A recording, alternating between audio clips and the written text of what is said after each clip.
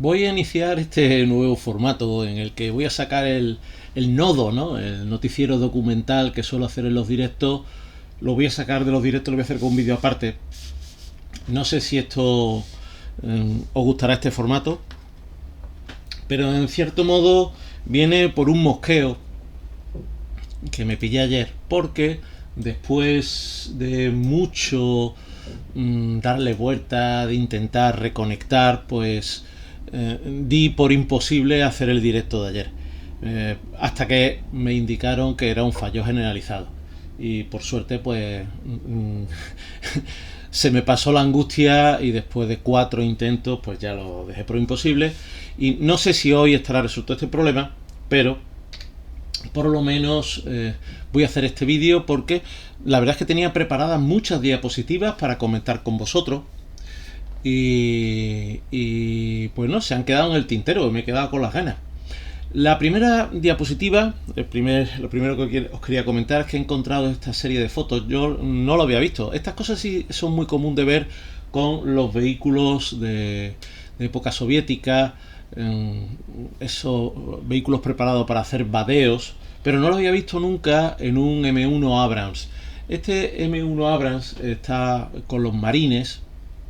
Me encanta ese camuflaje OTAN, que últimamente ya no es tan común verlo. Veis que tiene 3 snorkel, 2 en esta zona de aquí.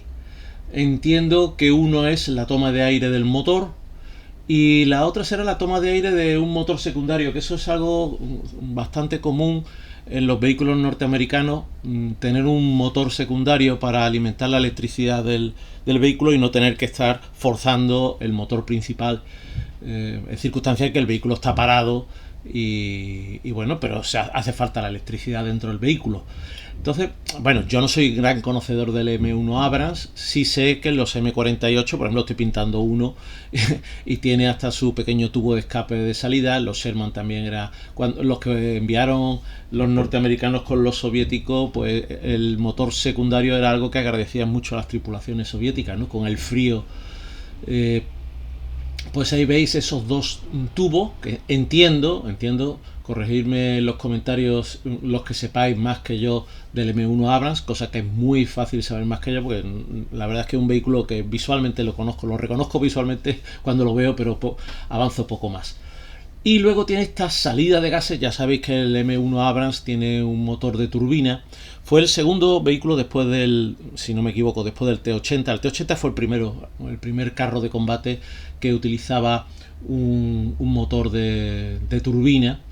Y eso produce un calor tremendo. Ya veis la nube de vapor de agua que se está generando aquí, pues con el calor del motor y esta salida de aire. Bueno, pues esta preparación permitía vadear cursos de agua de no más de 2 metros 40 centímetros de alto, el agua, o sea, de profundidad, mejor dicho.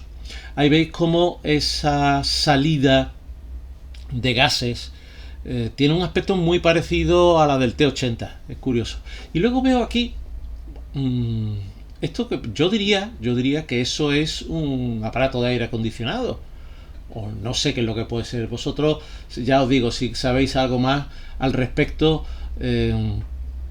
pues me lo podéis poner en los comentarios. No sé si es algo propio de ese vehículo, si es algo propio de esa serie, o es que simplemente están transportando ahí un equipamiento, y que luego eso pues se bajará en otro sitio. Lo que sí que me encanta de esta imagen son las mochilas Alice. Yo tengo unas cuantas de estas mochilas, y me encantan. Y porque la suerte, ¿no?, de una chatarrería en Sevilla que tenía material tanto de infantería de marina española como del ejército americano, y entonces ahí se encontraron bastante baratas. Pero lo interesante para nosotros es saber que esas mochilas Alice tienen un bastidor metálico para mayor comodidad del que las lleva, y es ese bastidor el que va unido a la cesta del carro cuando van puestas por fuera, que es algo que normalmente las maquetas te viene en la mochila, pero tú no sabes cómo va sujeta, cómo va puesta. También deciros que aparentan ser las medianas. Las mochilas Alice tenían tres tamaños: la pequeña, la mediana y la grande. La mediana es la que más se ve, la grande, yo tengo una grande, es enorme, es bestial, pero no he logrado encontrar ninguna pequeña. Se parecen pero no son iguales a las de la época de Vietnam. La época de Vietnam es algo muy curioso porque las mochilas que se utilizaron en Vietnam, con ese arnés metálico también, pues eran mochilas que estaban pensadas para usarse en el Ártico, porque se preveía que el conflicto que iba a tener Estados Unidos iba a ser con la Unión Soviética en Alaska o en zonas similares o en el norte de Europa. Y entonces pues venía la mochila preparada para que toda la bolsa de la mochila estuviese en la parte inferior, porque en la parte superior iría un saco de dormir ártico enorme. Y eso es lo que vemos en las películas normalmente, como el soldado en la guerra de Vietnam lleva una mochila que le queda justamente a la altura del trasero. Es una cosa muy curiosa. Tenemos ahora un vídeo. Vamos a ver ese vídeo. Vamos a ver qué vídeo tengo ahí preparado. Aquí, vamos a ver. Vamos a ponerlo pero sin audio. Fijaros, este es un vídeo, y además es que es un vídeo, para más INRI. Hubo un momento en que se dejan de utilizar el cine a la hora de grabar y todavía no ha aparecido el vídeo de alta calidad. Y eso es algo que, bueno, pues yo... pues me da mucha lástima, ¿no? Que, por ejemplo, tengamos imágenes de mayor calidad de la guerra de Corea o de la guerra de Vietnam que, por ejemplo, de la guerra del Golfo, que tienen este tipo de imagen de vídeo en formato beta, en formato VHS, con una resolución muy pequeña, como mucho 720 píxeles de ancho, muy poca cosa. Claro, eran vídeos pensados para televisión y por lo tanto no tienen mucha resolución. Y bueno, en este vídeo, que es de 1999, se está haciendo las pruebas del T-90S. La S suele aplicarse a los vehículos dedicados a la exportación. Entonces, claro, la opción que tenía en aquel momento, con una crisis económica tan bestial que tenía el Ural Vagón Zavod o Ural Tras, no sé, no soy capaz de decirlo, pero ya sabéis, la fábrica de carros que desarrolla el T-72, la única opción que tenía de sobrevivir económicamente primero era acabar con la competencia, que ese es un tema, acabar con la competencia, y por otra parte cambiarle el nombre al carro estrella, el T-72, que tenía bastante mala imagen. Entonces el T-72, con una serie de mejoras, como son, por ejemplo, ponerle una cúpula del comandante bastante parecida a la del T-64, que se manejando la ametralladora desde dentro, pero veis que la torre es exactamente la misma de un T-72B, además está de fundición. Observar ahora cómo expulsa el casquillo del propelente, ¿no? Y se cierra otra vez esa escotilla. Eso es una diferencia con el T-80 y con el T-64, que a diferencia de ellos, ese casquillo se almacena en el hueco libre que ha dejado en el carrusel. No sé si es casete o carrusel, como se le tiene que llamar. Y en el caso del T-72 y el T-90, como veis, se abre esa pequeña escotilla para expulsarlo fuera. Ojo, eso tiene un problema, y es que se rompe la estanquedad del vehículo en el caso de estar en un teatro de operaciones de guerra química, de guerra bacteriológica o de guerra nuclear. Por lo tanto, la contaminación, hombre, tiene un sistema de sobrepresión que tiene la tendencia a que el aire tira hacia afuera y no hacia adentro, pero bueno, quieras que no, abres una escotilla. Otra diferencia que tiene es, por ejemplo, pero vamos, eso no sé si es una gran diferencia, a lo mejor simplemente una diferencia estética. El tubo de escape es diferente del clásico del T-72, que prácticamente no cambió a lo largo de toda la trayectoria desde el Objet 172. La cosa es que en este vídeo se ven diferentes pruebas, pero mira, aquí andando desde el lado, si lo miramos rápidamente, esto es prácticamente un T-72B3, yo lo diría así del tirón. Visto así desde el lado, es difícil de distinguir, ¿no? Tiene las cadenas, como luego se le pondrán también a los T-72. Ya de frente hay otra imagen en que se le ve de frente. Eso aquí ya tiene estos dos característicos elementos para emitir algún tipo de emitir emisión para los misiles que vayan a atacar el carro, cuando el carro está iluminado por un láser. No sé exactamente las circunstancias de la tecnología, no sé cómo funciona, pero bueno, eso es algo que rápidamente identificamos como un T90, T90S, T90A. Ya en el T90M ya ese elemento desaparece. Así que ahí tenemos este vídeo de estas pruebas que se estaban haciendo. Incluso lanzan un misil. Ese misil es capaz de alcanzar blanco de hasta 5 kilómetros de distancia, y no sé si hasta incluso helicópteros. Tenemos otro vídeo. Este vídeo es de un momento histórico. En 1993 tenemos un intento de golpe de estado en Rusia, un poco un intento de dar marcha atrás a los cambios que están habiendo. Fue un golpe contra Yeltsin, y hay toda una serie de fotos muy características de Boris Yeltsin subido encima de un T-72B, lanzando una arenga.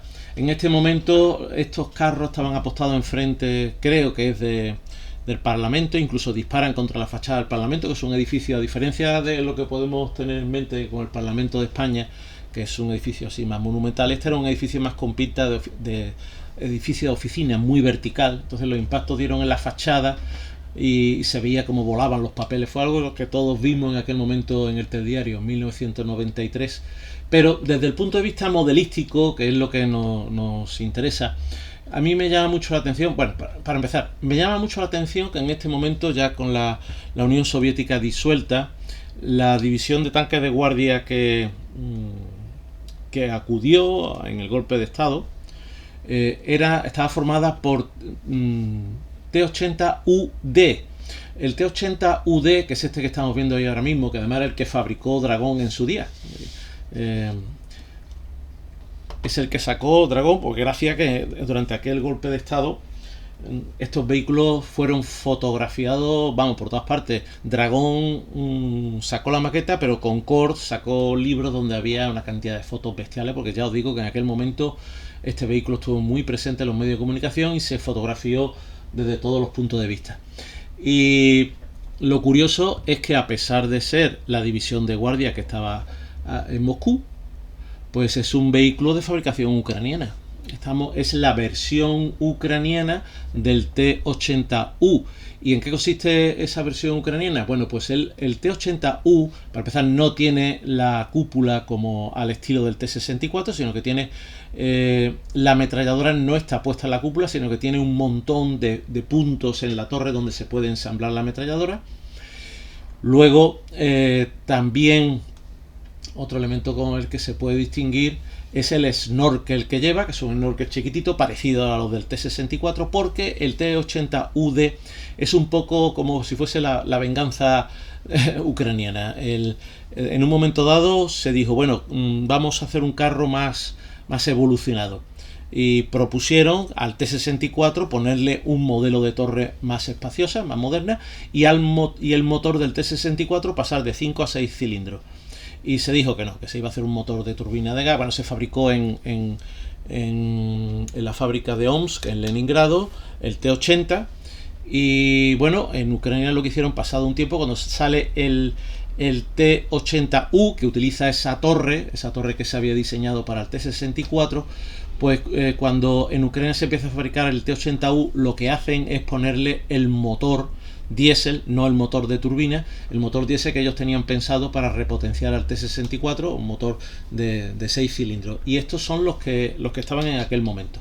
Y otra cosa que me gusta de este vídeo, que me llama la atención como modelista, porque es que hay este carro, tiene ese camuflaje. Lo normal en aquella época eran los camuflajes como los de este vehículo de aquí. El vehículo verde, manchas grandes con color arena y vírgulas en negro. Bueno, pues este vehículo de aquí tiene únicamente el color verde, y sobre el verde manchas en color arena. Incluso parece que en algunas fotos se distingue que que hay un par de tonos arena, un par de tonos verdes algo diferentes según la zona del vehículo.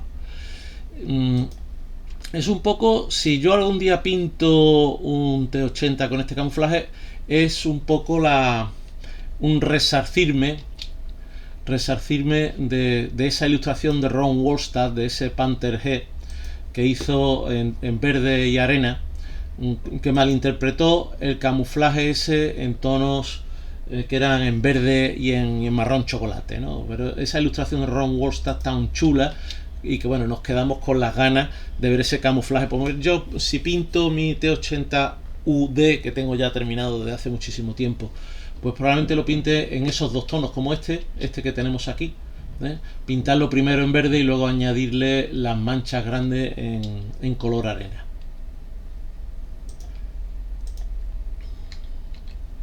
Bueno, aquí tenemos esto. Sé que es un poco penosillo, pero ¿qué se le va a hacer? Esto fue una jornada de recreación histórica, y esto está sacado, veis por ahí la mosca del lugar donde lo he sacado. Yo diría que son MTLB o PT76 transformados en supuestos carros alemanes. Son una jornada de recreación que se hicieron en Rusia, y los propios medios rusos, bueno, cuando digo medios rusos me refiero a los aficionados como nosotros, pues han criticado bastante esto y me dicen que más que recreación es un happening, una performance, ¿no? Veis que estos que van con los uniformes oscuros, que hacen las veces de los alemanes, fijaros las botas que llevan, los trajes, no sé, yo diría que no tienen nada que ver con el corte de lo que sería un uniforme de carrista alemán. Hay cosas más penosas como la utilización de AK-74 con esos tambores redondos para simular PPSH 41.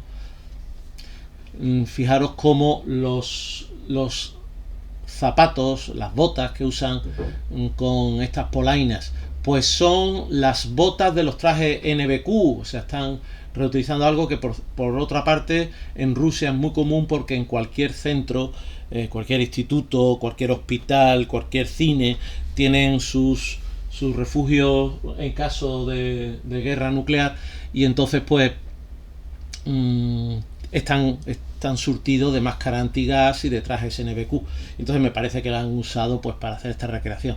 Yo al principio al verlo pensé que eran unas botas Valenki que las habían cortado, pero no, son de estos trajes NBQ.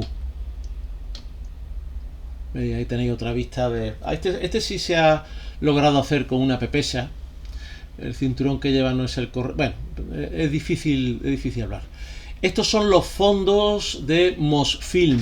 Mosfilm es uno de los estudios más importantes que hubo en la época de la Unión Soviética, cuya producción en gran medida era películas de la Segunda Guerra Mundial. Y estos vehículos, que yo diría que son, a lo mejor algunas partes son de vehículos auténticos, pero en gran medida me da la sensación que son vehículos hechos de chapa, en este caso para simular vehículos destruidos, y aparecen en la película Tigre Blanco en un tren que muestra que están llevando vehículos destruidos, ¿no? Pero ya vemos que en las zonas de las ruedas tractoras, este cañón, hay cosas que son bastante sospechosas, a pesar de que Mosfilm tenía carros de combate que utilizó muchas películas, pero normalmente eran carros actuales del ejército soviético que no tenían demasiado uso. Por ejemplo, los Stalin 3 o los T-44, que no iban a primera línea en los años 50 y 60, los tenían estos estudios para hacer las películas. Fijaros, por ejemplo, en este T-34, que no tiene mala pinta, pero si lo vemos desde otro ángulo ya comenzamos a ver que la parte de la rueda tensora no hay nada que hacer, esto nada que hacer tampoco. Y luego hay por ahí otro punto, fijaros la parte de la rueda tractora. Aunque hayáis hecho solamente el T-34 de tamilla, ya sabéis qué aspecto debe tener esto.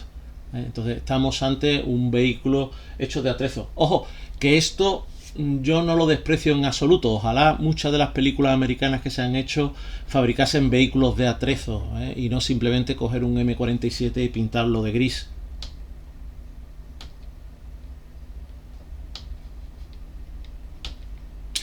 Bien, pues pasamos a una efeméride. En 1970, hace 55 años, salió el 2S7, un cañón autopropulsado de 203 milímetros. En un primer momento se pensó en utilizar otros calibres similares, rondando los 20 centímetros, pero al final se eligió este de 203 milímetros porque ya estaba bastante desarrollado con ese viejo cañón, el B4. El B4 ya tenía la munición que les venía bien para utilizar en este 2S7, un vehículo por otras partes enorme.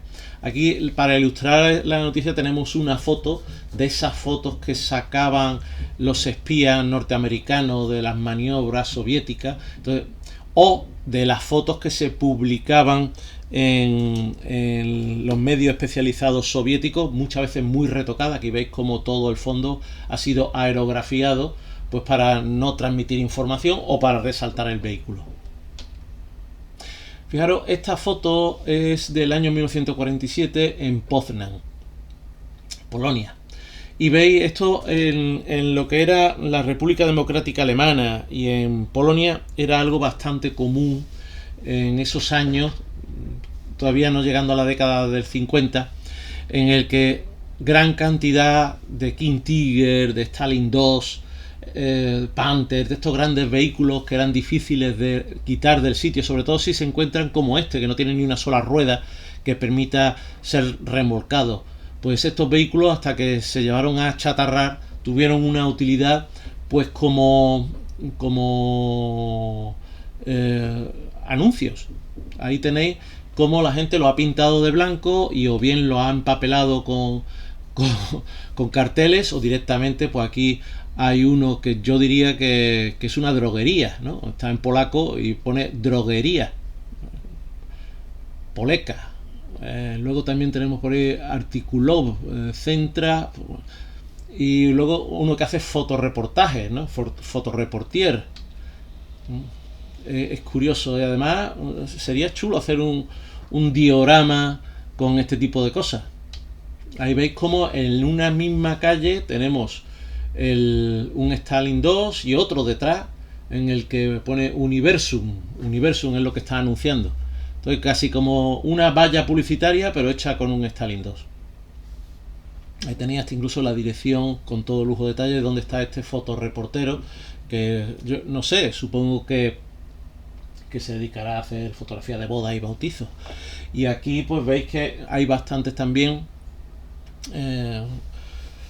carteles con una pinta algo más oficial, y pone ministros, no sé si será ministerio, no lo sé. Bueno, pues hace ya bastante tiempo, en 1931, hace 94 años, pues se funda el Museo de Kubinka. En un principio, pues para probar los prototipos soviéticos, y más tarde para probar los vehículos capturados al enemigo, y eso se prolonga no solamente durante la Segunda Guerra Mundial, sino después la Guerra Fría. Y bueno, pues ahí acaban vehículos que proceden de la Guerra de Corea, de la Guerra de Vietnam, de la Guerra de Oriente Medio, y al tiempo que se prueban los prototipos propios fabricados en la Unión Soviética, se prueban el material del enemigo para explorar las diferentes soluciones. Y con el tiempo se convierte en un museo del que se desconoce su existencia por el gran público hasta los años 90, donde es una sorpresa. De pronto vemos que por ahí hay un mouse, hay cosas que se pensaban casi que eran míticas, ¿no? Que no se sabía que existían.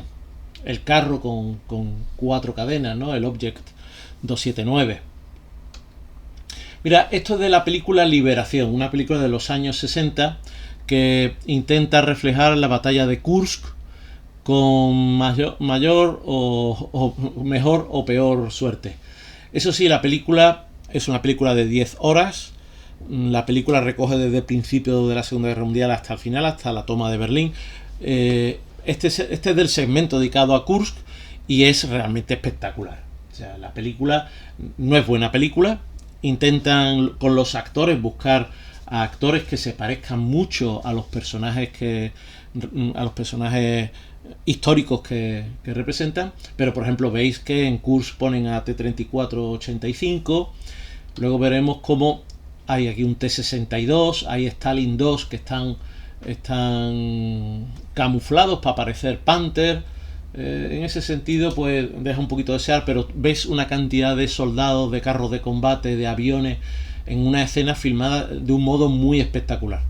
Hay esta escena en la que además se ve que este carro, creo recordar que tenía las ruedas de posguerra, son este y otro T-34 corriendo por un maizal, a veces chocándose, y luego llegan a un terraplén donde hay otro T-34 y con la fuerza que lleva salta sobre ese otro T-34.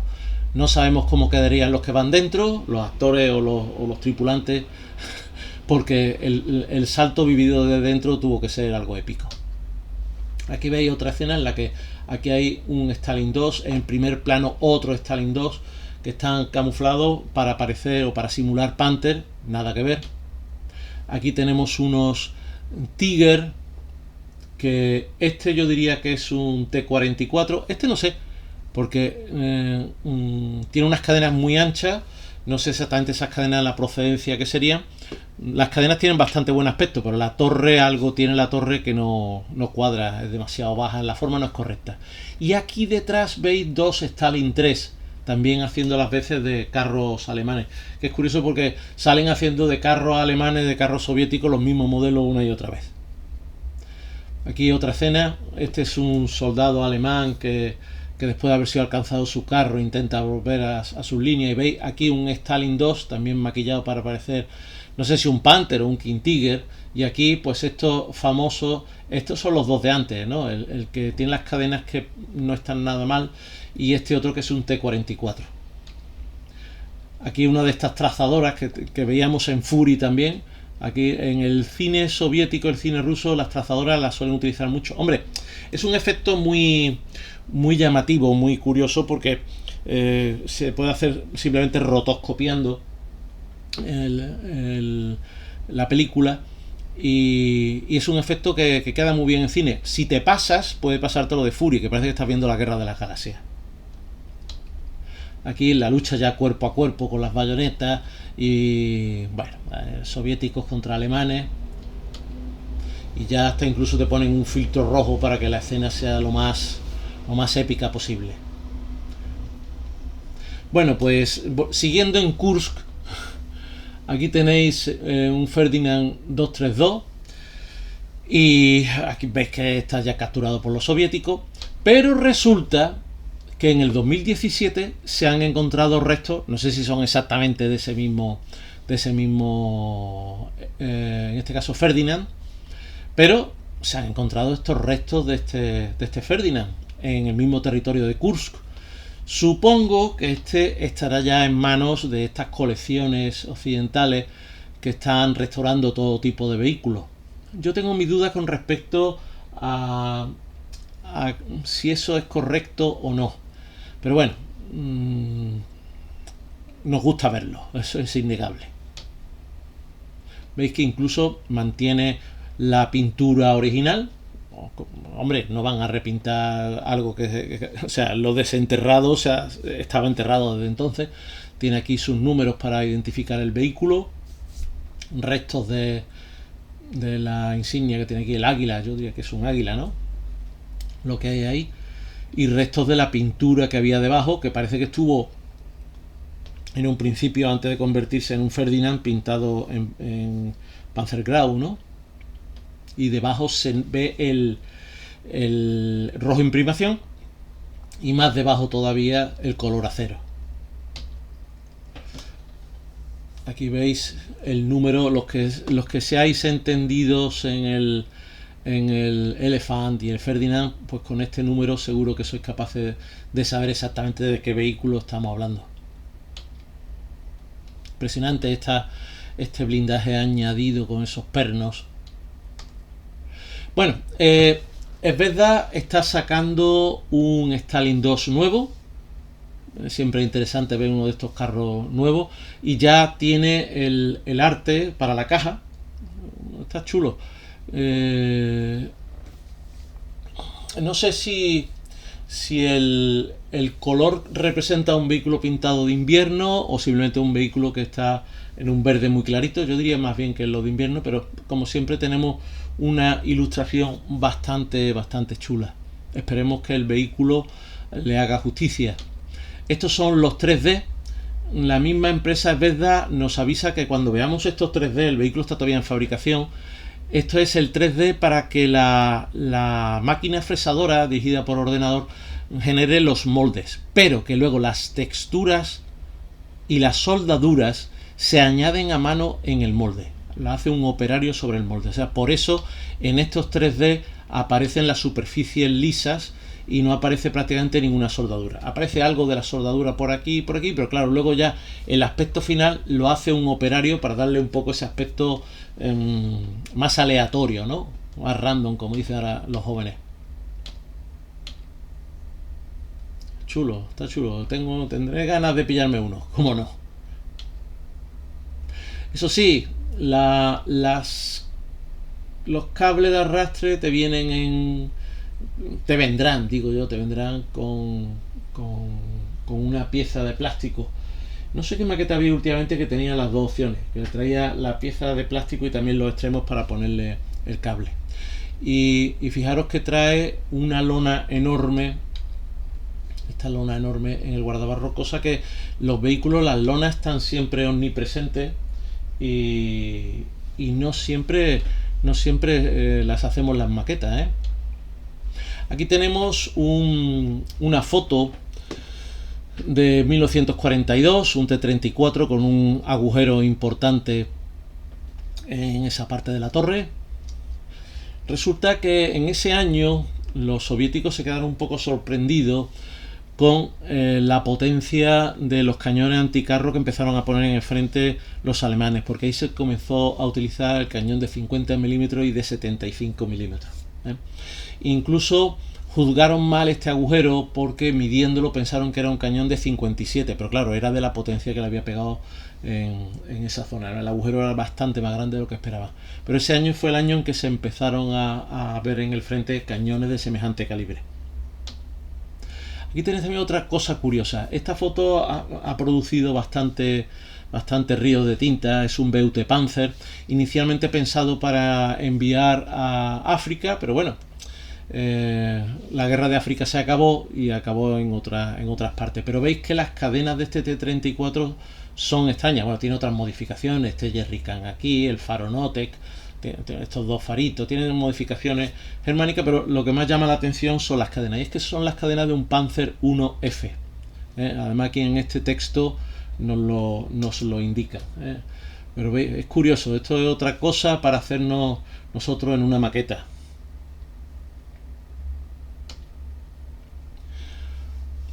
A veces os he hablado de esas misiones que tenían los norteamericanos, ingleses y franceses en la República Democrática Alemana y los soviéticos en la República Federal Alemana, o sea que existía la contraparte.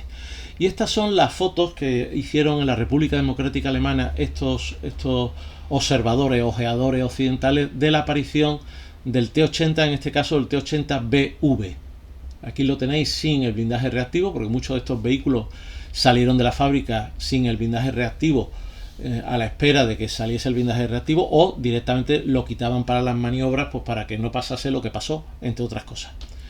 Aquí tenéis estos T-80BV también fotografiado en esas circunstancias y veis la cantidad de material que va en las bandejas de la torre, lonas puestas por todas partes.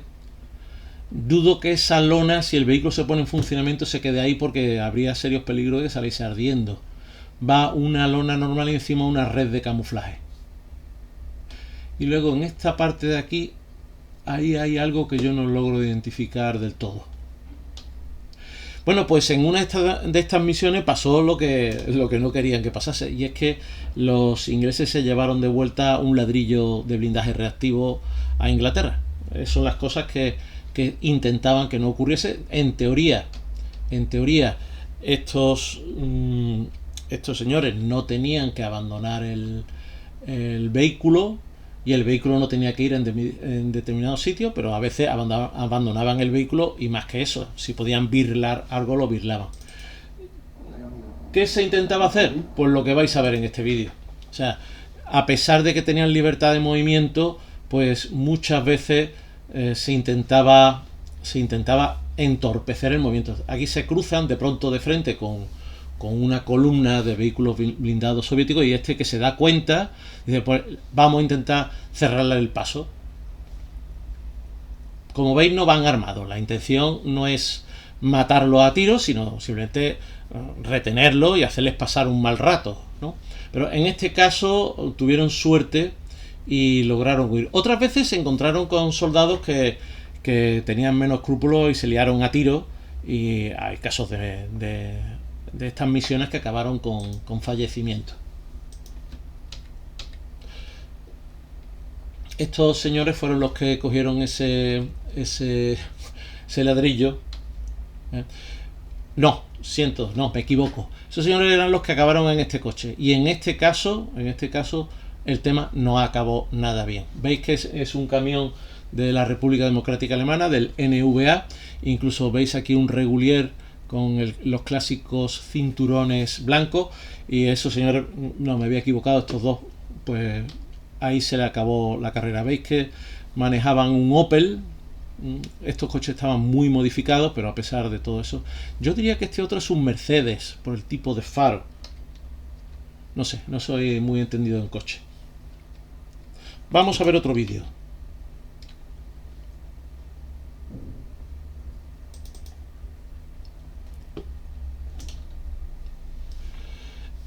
Este vídeo es de Colmar, en Francia, de febrero de 1945.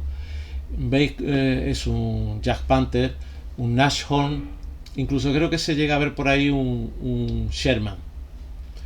Ahí se ve la potencia de los combates, ¿no? Ahí tenéis el Sherman. Claro, son vehículos, tanto el Jack Panther como el Nashorn, son vehículos que no están pensados para estar en combate directo, sino para estar lejos y bien escondidos. Pero les llegó su hora. Esto es gracioso. Entre los propios alemanes, al sargento mayor Hermann le tenían puesto un mote. Le tenían puesto el mote de héroe de la Unión Soviética. ¿Por qué? Porque constantemente tenía que llamar a los vehículos de recuperación para sacar a su tigre de los sitios donde se metía. Por lo visto era un desastre conduciendo y constantemente tenía su tigre atascado en 1000 sitios. Entonces ya sus propios compañeros le tenían puesto ese mote, héroe de la Unión Soviética. Corcho, ¿qué es ello? Ahí me ha salido una cosa rara. A ver, creo que será otro vídeo. Sí, es un vídeo de Libia en 1941. Pero la calidad de la imagen es bestial. Esto es lo que os comentaba antes. Muchas veces los vídeos de 16 milímetros, las películas de 16 milímetros que se grabaron en tiempos, pues son de bastante mejor calidad que luego los vídeos que se hicieron en los 90. Son de una calidad nefasta.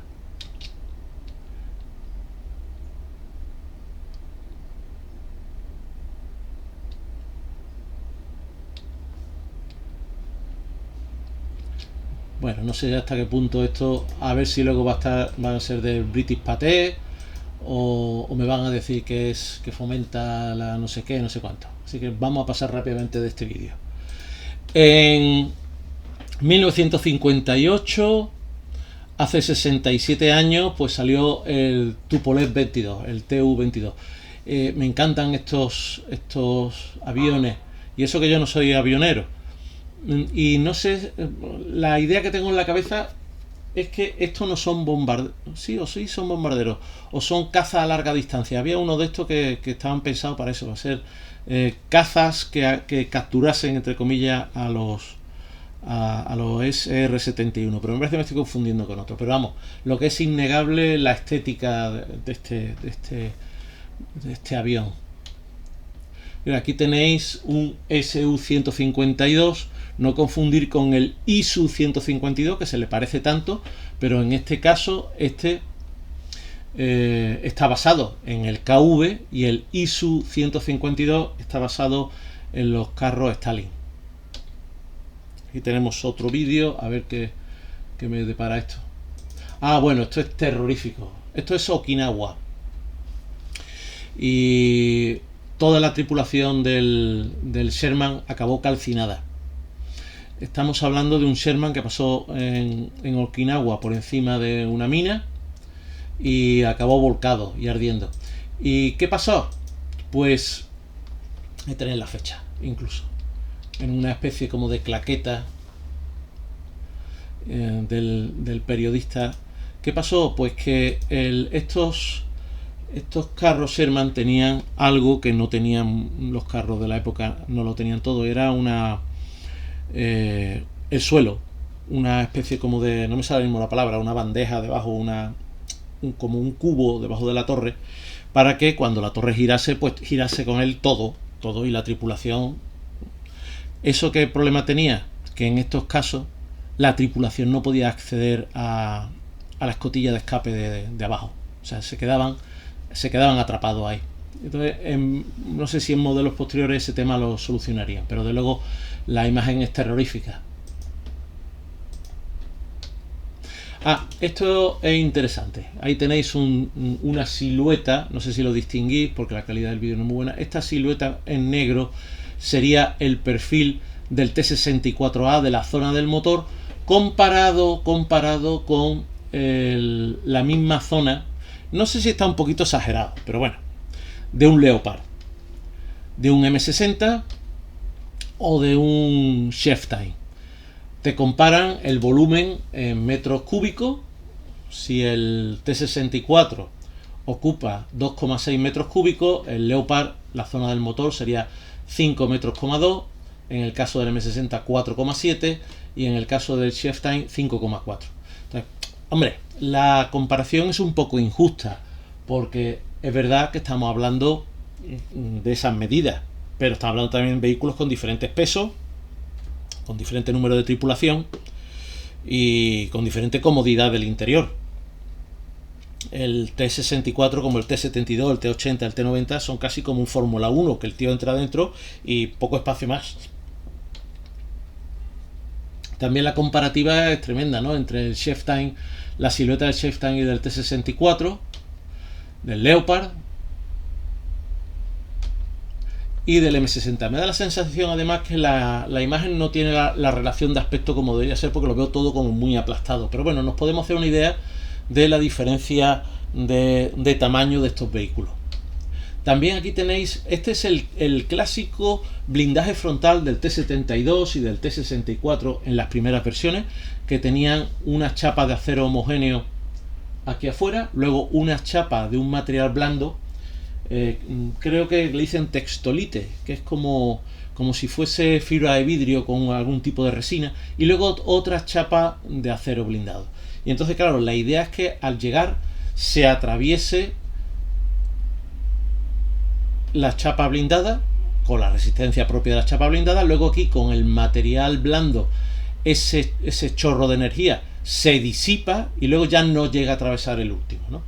Y algo parecido en la torre, en este caso la torre de un Objet 432, que luego eso mismo se hace en el T-72B, pero solamente que con plancha, en vez de ser un material blando, son planchas alternadas oblicuas, y veis que el concepto es el mismo. Se atraviesa, en este caso la parte más fina está afuera, aquí se disipa la energía con el material blando, y luego aquí el blindaje gordo está en la parte interior, y claro, ya se ha perdido mucha fuerza y no lo llega a atravesar todo.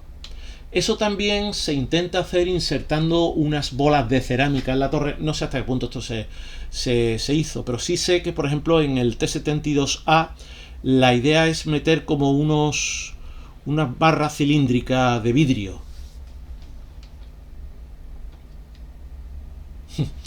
Esto es de un vídeo en el que se intenta. El vídeo es muy interesante porque sale mucha información de prototipos. y veis cómo están comparando el volumen en litros, no sé si es el consumo o es de la cilindrada, entre el motor GTD, el diésel, y el motor el motor de turbina y el motor diésel, porque hay también una serie de luchas intestinas entre los diferentes estudios de diseño. Y ahora, pues, aquí hay cosas interesantes. Por ejemplo, este primero que se ve ahí es un T64B, pero fijaros, tiene tres periscopios el conductor, cuando lo normal en los T64 es solo uno. Eso es algo que a mí me llama la atención viendo el vídeo. No, miento. Esto es un T80. Y fijaros cuál es el concepto. El T80 llega ahí a una trampa, baja y la pasa sin problema. Y aquí viene, ahora sí, un T64, y este es el que yo tenía el recuerdo, tres visores. Eso no es muy común, es más, yo la primera vez que lo veo. Llega aquí abajo y ahí se queda, le cuesta mucho trabajo salir. Ahí está luchando para intentar salir. Y habéis visto en el anterior, lo voy a darle para atrás, como este T80 llega aquí y sin demasiado problema lo pasa. Este le cuesta trabajo y ahí para adelante, para atrás, hasta que por fin pasa. Luego hay otro detalle ahora que se produce, y es que fijaros lo que pasa aquí. El T64, al bajar a la trampa esa, pega con el cañón en el suelo. ¿Veis cómo levanta la tierra?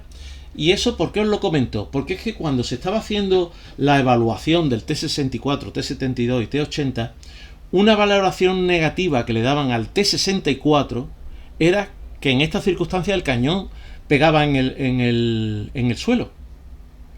Y se quejaban, y dice, bueno, ¿por qué nos dan esa evaluación negativa a nosotros cuando el T80 y el T72 tienen el mismo cañón y tienen las mismas proporciones y le va a ocurrir lo mismo en las mismas circunstancias? Entonces, esto es un vídeo un poco, podemos llamar peyorativo, porque veis, por ejemplo, este T64 no puede salir.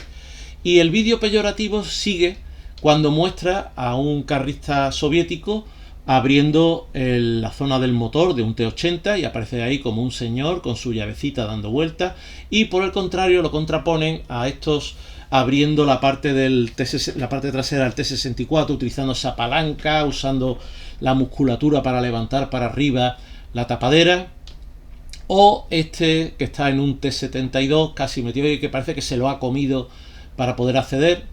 Fijaros, este es un elemento que en el caso del T72 no se suele ver, porque va metido en un cajón, pero en el caso del T55 sí está en uno de los laterales y está a la vista, y creo que las maquetas no lo suelen traer. El de tacón, el T55 AM2B, ese creo que sí que lo trae, pero no es común que venga este cubito, ese cubito que lleva un filtro añadido. Y esto es otra cosa que es una cuestión muy curiosa. Es un T80U, pero sin blindaje reactivo. Debe ser de las primeras series.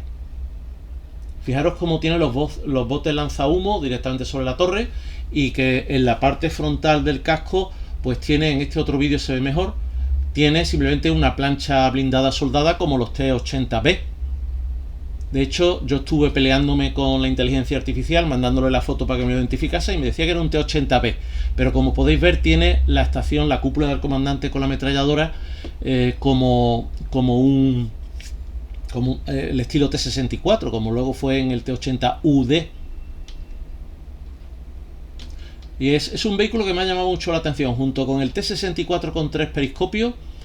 Es, ya os digo, esto también es interesante. Es un T80U sin blindaje reactivo. Y creo que el de RFM que me pillé lo voy a hacer de este tipo, sin el blindaje reactivo. Esto fue otra cosa que se criticó mucho por parte de los historiadores soviéticos o rusos sobre carros, y fue el gasto tan bestial que se hizo para el desarrollo del motor de turbina, que implicó compra de maquinaria al extranjero, por millones de rublos. Y aquí veis, por ejemplo, una máquina de mecanizar Olivetti en la fábrica de Leningrado. Este tipo de cosas se escuchaban mucho durante aquellos años, cuando Estados Unidos se enfadaba con Japón, con Italia, porque le vendían a la Unión Soviética lo que se decía tecnología de doble uso. Aquí volvemos a ver este mismo T-80U sin blindaje reactivo. No quiero ser muy pesado con este vehículo porque realmente a mí me ha fascinado, pero puede ser que a vosotros os aburra un poco. Esta diapositiva la tengo aquí guardada porque se ve, por ejemplo el uso del taco de goma para evitar que la escotilla, esos son los detalles que nosotros en las maquetas a veces no nos damos cuenta y no pintamos el taco de goma de color goma. Este es el pestillo que mantiene la escotilla abierta, pero lo que yo quería mostraros es que este vehículo que está mostrado en un vídeo promocional, fijaros la cantidad de suciedad y de polvo que tiene, y en teoría todos pensaríamos que para un vídeo promocional usarían un vehículo limpito. Bueno, pues tiene hasta una mancha de grasa bastante potente en la escotilla del cargador. Vuelvo otra vez que a mí me ha fascinado este modelo. Fijaros, este es también un T-80U, pero todavía no le han puesto los faldones de goma en la torre. Y esto es espectacular. Aquí han puesto un T-80U en una especie como de cochera de cemento armado, y de pronto ¡zas!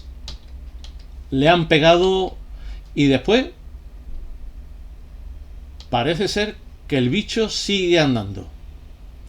Más del T-80U sin blindaje reactivo. Yo es que he intentado coger el máximo de detalle. Este es un T-80B normal, pero fijaros que no tiene nada en la parte de atrás. No tiene ni snorkel, ni ningún tipo de cajón. Cosas para hacer variaciones en nuestras maquetas. Y yo creo que ya con esto estamos terminando con esta serie de diapositivas. Son fotos de la fábrica donde se esté fabricando los T-80U.